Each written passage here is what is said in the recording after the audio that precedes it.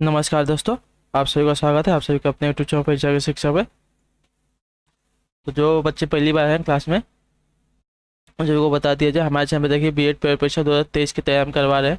Class का समय आपको सुबह 11 बजे सामान्य जीके जीएस की क्लास और शाम को 7 बजे आपको सामान्य हिंदी क्लास डेली बेसिस पे मिलती है। और जो बच्चे नए हैं उन सभी से रिक्वेस्ट है, पहले तो सब चैनल को सब्सक्राइब कर लें, क्लास को लाइक कर दें और जो क्लास है अपने दोस्तों के साथ शेयर कर दें। जो बीएड परीक्षा 2023 देने वाले हैं उनकी हेल्प हो जाएगी। और जो हम इंस्टाग्राम पर फॉलो कर सकते हैं, देखिए हमारे डिस्क्रिप्शन में उसका लिंक दिया गया है, वो आप वहाँ से जाके हमें फॉलो कर सकते हैं। और हमारे टेलीग्राम ग्रुप से जुड़ कर इस क्लासेस की जो पीडीएफ है वहाँ से डाउनलोड कर सकते हैं। वहाँ पे अभी ज़्यादा बच्चे जुड़े नहीं है, मैंने जो पीडीएफ अपलोड की है पहले जाके वो आप डाउनलोड कीजिए। उसके बाद जो आपकी आगे की जो पीडीएफ है वो मैं आपको देना शुरू कर दूँगा, ठीक है। तो चलिए क्लास स्टार्ट करते हैं। आपकी ये जीके जीएस की क्लास है। आपका फर्स्ट क्वेश्चन है आपका, भारतीय रिजर्व बैंक का मुख्यालय कहाँ स्थित है? भारतीय रिजर्व बैंक का मुख्यालय कहाँ स्थित है? आपका उत्तर हो जाएगा मुंबई में, ठीक है। जो ऑप्शन आपका बी दिया गया आपका राइट आंसर हो जाएगा। अगला देखते हैं, आपका दूसरा नंबर क्वेश्चन है।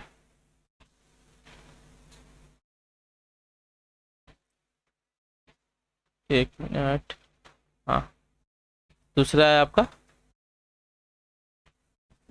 बरौनी निम्न में से किस उद्योग के लिए प्रसिद्ध है? बताइए, बरौनी निम्न में से किस उद्योग के लिए प्रसिद्ध है?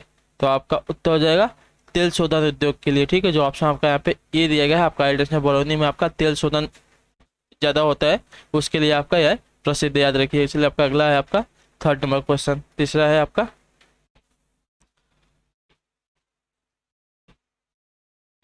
प्रतिहार स्वयं को रिक्त स्थान का वंशज मानते थे जो राम के प्रतिहार अर्थात द्वारपाल थे। बताइए, प्रतिहार स्वयं को डैश वंश का वंशज मानते थे जो राम के प्रतिहार यानी कि द्वारपाल थे, वो किसके वंशज माने जाते थे अपने आप को? तो बताइए उसका सही उत्तर क्या हो जाएगा? तो आपके लक्ष्मण के वंशज मानते थे, ठीक है। जो ऑप्शन पे सी दिया गया आपका, जो प्रतिहार थे स्वयं को लक्ष्मण का वंशज मानते थे जो राम के प्रतिहार यानी कि द्वारपाल थे। लक्ष्मण हमेशा उनके जो थे, क्या बोलते हैं, राम हमारे भगवान श्री राम उनके द्वारपाल माने जाते थे, तो उन्हीं के वंशज अपने आप को मानते हैं प्रतिहार वंश के जो थे वो लोग। चलिए अगला क्वेश्चन आपका चौथा नंबर क्वेश्चन, बंगाल का द्वैत शासन कब से कब तक चला था? बताइए, बंगाल का द्वैत शासन कब से कब तक चला था? तो बंगाल का द्वैत शासन आपका चला था 1765 से 1772 ईस्वी तक, ठीक है। जो ऑप्शन आपका यहाँ पे सी दिया गया है आपका राइट आंसर हो जाएगा। अगला है आपका पांचवा नंबर जो क्वेश्चन, राजा राम मोहन राय ने अपने असाधारण काम की खातिर भारतीय इतिहास में अपनी पहचान बनाई, उनका मुख्य काम इस दिशा में था। बताइए किस दिशा में था उनका? राजा राम मोहन राय ने अपने असाधारण काम की खातिर भारतीय इतिहास में अपनी पहचान बनाई, उनका मुख्य काम इस दिशा में था। हमको बताना है उनका मुख्य काम किस दिशा में था। तो राजा राम मोहन राय का देखिए समाज सुधारक थे, वो समाज को सुधारने का काम करते थे। जो ऑप्शन यहाँ पे बी दिया गया है आपका राइट आंसर हो जाएगा। अगला है आपका छठा नंबर क्वेश्चन, अब तक लोकसभा में प्रस्तुत अविश्वास प्रस्ताव सर्वाधिक बार किस प्रधानमंत्री की सरकार के खिलाफ रखे गए हैं? बताइए, अब तक लोकसभा में प्रस्तुत अविश्वास प्रस्ताव सर्वाधिक किस प्रधानमंत्री की सरकार के खिलाफ रखे गए हैं? तो आपका हो जाएगा इंदिरा गांधी के, ठीक है। जो ऑप्शन यहाँ पे सी दिया गया है आपका राइट आंसर हो जाएगा। अगला है आपका सातवां नंबर क्वेश्चन, निम्नलिखित में से किस भाषा को भारतीय संविधान की 8वीं अनुसूची में शामिल नहीं किया गया है? किस भाषा को भारतीय संविधान की 8वीं अनुसूची में शामिल नहीं किया गया है? तो आपका होता जाएगा मिजो को, ठीक है। जो ऑप्शन आपके यहाँ पे डी दिया गया है आपका राइट आंसर हो जाएगा। चलिए अगला क्वेश्चन आपका 8 नंबर है, सर्वोच्च न्यायालय के न्यायाधीश के विरुद्ध महाभियोग का प्रस्ताव पारित हो जाने पर पदच्युत का आदेश कौन जारी कर सकता है? बताइए, सर्वोच्च न्यायालय में न्यायाधीश के विरुद्ध महाभियोग का प्रस्ताव पारित हो जाने पर पदच्युत का आदेश कौन जारी कर सकता है? तो आपका उत्तर हो जाएगा राष्ट्रपति, ठीक है। जो ऑप्शन यहाँ पे सी सॉरी बी दिया गया है आपका राइट आंसर हो जाएगा। अगला है आपका 9 नंबर क्वेश्चन, स्वतंत्र भारत के प्रथम कानून मंत्री कौन थे? स्वतंत्र भारत के प्रथम कानून मंत्री कौन थे? तो आपका उत्तर हो जाएगा डॉक्टर बी आर अम्बेडकर, ठीक है, जो ऑप्शन आपको यहाँ पे ये दिया गया है आपका राइट आंसर हो जाएगा साथियों। अगला है आपका 10वां नंबर क्वेश्चन, न्यायिक और पुनर्विलोकन का अधिकार किसे है? न्यायिक पुनर्विलोकन का अधिकार किसे है? तो आपका उत्तर हो जाएगा उच्चतम न्यायालय को, ठीक है, जो ऑप्शन आपके यहाँ पे बी दिया गया है आपका न्यायिक पुनर्विलोकन मतलब एक बार उच्च न्यायालय में जो केस हो जाता है, मतलब वहाँ से किसी को न्याय नहीं मिलता है, तो अपना जो केस है उच्चतम न्यायालय में दे सकता है, तो वहाँ से उनका केस रीओपन हो सकता है, उसको ही कहते हैं न्यायिक पुनर्विलोकन, ठीक है। तो ये आपका अधिकार किसे है? उच्चतम न्यायालय को, उच्च न्यायालय को नहीं, उच्चतम न्यायालय से जो उच्च न्यायालय से जो ऊपर वाला न्यायालय होता है उसको याद है, उच्चतम न्यायालय को याद रखिए। चलिए अगला है आपका 11 नंबर क्वेश्चन, सार्वजनीन यानी कि सार्वभौमिक वयस्क मताधिकार दर्शाता है कि भारत एक ऐसा देश है जो, बताना है क्या है। सार्वजनीन यानी कि सार्वभौमिक वयस्क मताधिकार दर्शाता है कि भारत एक ऐसा देश है जो है, तो जो है आपका लोकतांत्रिक देश है, ठीक है, जो ऑप्शन यहाँ पे ये दिया गया है आपका राइट आंसर हो जाएगा। भारत एक आपका लोकतांत्रिक देश है, याद रखिएगा। चलिए अगला है आपका 12 नंबर क्वेश्चन, निम्नलिखित में से किस प्राकृतिक प्रदेश को विश्व का चिड़ियाघर के नाम से भी जाना जाता है? विश्व का चिड़ियाघर के नाम से भी किस प्रदेश को जाना जाता है हमको बताना है। तो आपका उत्तर हो जाएगा सवाना प्रदेश को, ठीक है, जो ऑप्शन आपका यहाँ पे बी दिया गया है आपका राइट आंसर हो जाएगा साथियों। अगला है आपका 13 नंबर क्वेश्चन, 13 नंबर देखते हैं, भारत में सबसे अधिक कृषि भूमि किस फसल के अंतर्गत है? भारत में सबसे अधिक कृषि भूमि किस फसल के अंतर्गत है? तो आपका उत्तर हो जाएगा चावल के अंतर्गत, ठीक है, जो ऑप्शन आपका यहाँ पे ए दिया गया है आपका राइट आंसर हो जाएगा, ठीक है। अगला है आपका 14 नंबर क्वेश्चन, 14 है, निम्नलिखित में से किस जिले में कॉफी का अधिक उत्पादन किया होता है? बताइए, निम्नलिखित में से किस जिले में कॉफी का अधिक उत्पादन होता है? तो आपका उत्तर हो जाएगा कुर्ग में, ठीक है, जो ऑप्शन ए दिया गया है आपका राइट आंसर साथियों। नेक्स्ट है आपका 15 नंबर क्वेश्चन, लैकोलिथ संबंधित है किससे? सही है, एक मिनट रुक जाइए, हाँ चलिए, लैकोलिथ संबंधित है किससे? तो लैकोलिथ का संबंध आपका हो जाएगा ज्वालामुखी से, ठीक है, जो ऑप्शन आपके यहाँ पे ए दिया गया है आपका राइट आंसर हो जाएगा साथियों। अगला है आपका 16 नंबर क्वेश्चन, भारत में खाना पकाने के लिए विश्व की सबसे बड़ी सौर वाष्प प्रणाली कहाँ स्थापित की गई है? भारत में खाना पकाने के लिए विश्व की सबसे बड़ी सौर वाष्प प्रणाली कहाँ स्थापित की गई है?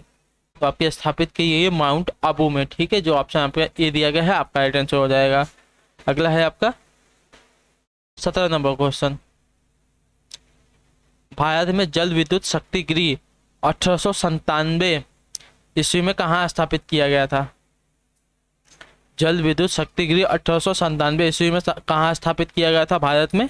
तो आपका उत्तर हो जाएगा दार्जिलिंग में, ठीक है, जो ऑप्शन बी दिया गया है आपका राइट आंसर होगा साथियों। अगला है आपका 18 नंबर क्वेश्चन, 18 नंबर है, भारत में सर्वप्रथम पत्र मुद्रा का चलन कब प्रारंभ हुआ था? बताइए, भारत में सर्वप्रथम पत्र मुद्रा का चलन कब प्रारंभ हुआ था? तो आपका हुआ था 1806 ईस्वी में, ठीक है, 1806 ईस्वी में सर्वप्रथम पत्र मुद्रा का चलन प्रारंभ हुआ था भारत में, याद रखिएगा, जो ऑप्शन आपका यहाँ पर डी दिया गया आपका राइट आंसर हो जाएगा। अगला है आपका 19 नंबर क्वेश्चन, 19 है, न्यूनतम जनसंख्या घनत्व वाला महाद्वीप कौन सा है? न्यूनतम जनसंख्या घनत्व वाला महाद्वीप कौन सा है? तो आपका उत्तर हो जाएगा ऑस्ट्रिया है, ठीक है, जो ऑप्शन आपके यहाँ पे टी दिया गया है आपका राइट आंसर ऑस्ट्रेलिया है, न्यूनतम जनसंख्या घनत्व वाला देश, याद रखिए, जो ऑप्शन आपका पे टी दिएगा आपका राइट आंसर हो जाएगा।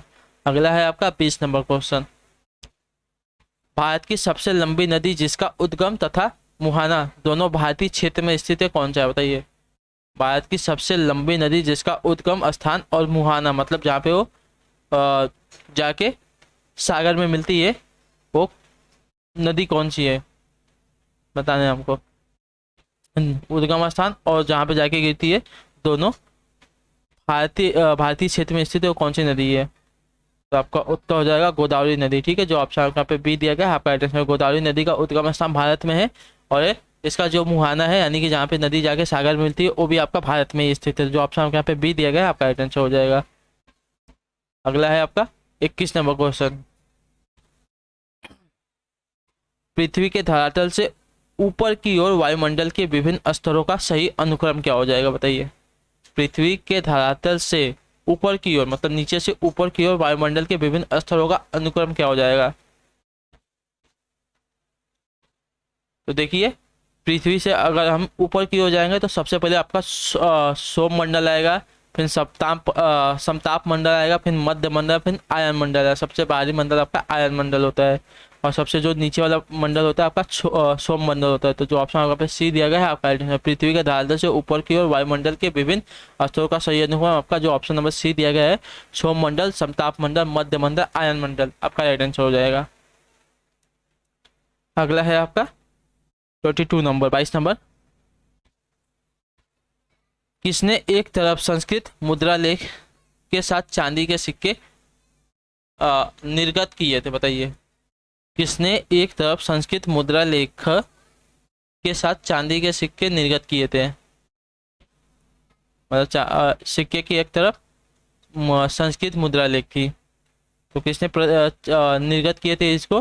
तो आपका ऑप्शन में यहाँ पे जो बी दिया गया है महमूद गजनवी ने। ठीक है, जो ऑप्शन आपका बी दिया गया आपका राइट आंसर हो जाएगा। महमूद गजनवी ने एक तरफ संस्कृत मुद्रा लेख के साथ चांदी के जो सिक्के थे उसको निर्गत किए थे। जो ऑप्शन आपका पे बी दिया गया है आपका राइट आंसर हो जाएगा। अगला है आपका 23 नंबर, 23 नंबर है। जिसके ग्रंथ में चंद्रगुप्त मौर्य का विशिष्ट रूप में वर्णन हुआ है वह कौन सा है, बताइए। जिसके ग्रंथ में चंद्रगुप्त मौर्य का विशिष्ट रूप में वर्णन हुआ है वह कौन सा है, ग्रंथ हमको बताना है। तो आपका जो यहाँ पे विशाखा दत्त दिया गया है आपका राइट आंसर हो जाएगा। विशाखा दत्त ग्रंथ में चंद्रगुप्त मौर्य का विशिष्ट रूप में वर्णन हुआ है। अगला है आपका 24 नंबर क्वेश्चन, 24 है। प्रथम पिछड़ा वर्ग आयोग का गठन कब किया गया था। प्रथम पिछड़ा वर्ग आयोग का गठन कब किया गया था, तो 1953 में। ठीक है, जो ऑप्शन आपका पास सी दिया गया है आपका राइट आंसर हो जाएगा। अगला है आपका 25 नंबर क्वेश्चन। भारत में पोलो खेल का प्रचलन किया गया कब।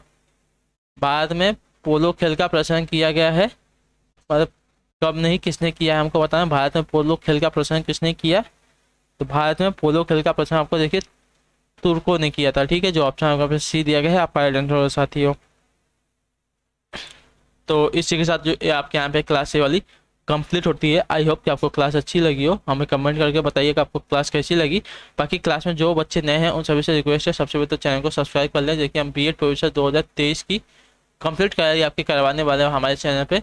तो आप जितनी जल्दी हमारे चैनल से जुड़ेंगे और जितने जल्दी ज़्यादा बच्चे जुड़ेंगे उतनी जल्दी हम आपकी जो नॉर्मल क्लासेस, देखिए आप साइंस वर्ग की भी क्लास आपको मिलेगी, कॉमर्स वर्ग की भी आपको क्लास मिलेगी और कला वर्ग की, तीनों की क्लास आपको मिलेगी। तो आप ज़्यादा से ज़्यादा क्लास में जुड़ने की कोशिश करें। जो आपकी नॉर्मल क्लासेस है ये भी आपकी चलती रहेंगी। ठीक है, तो हम आपसे मिलते हैं आपकी अगली क्लास में। तब तक के लिए टाटा बाय बाय, जय हिंद जय भारत। आप सभी का शुक्रिया क्लास से जुड़ने के लिए साथियों।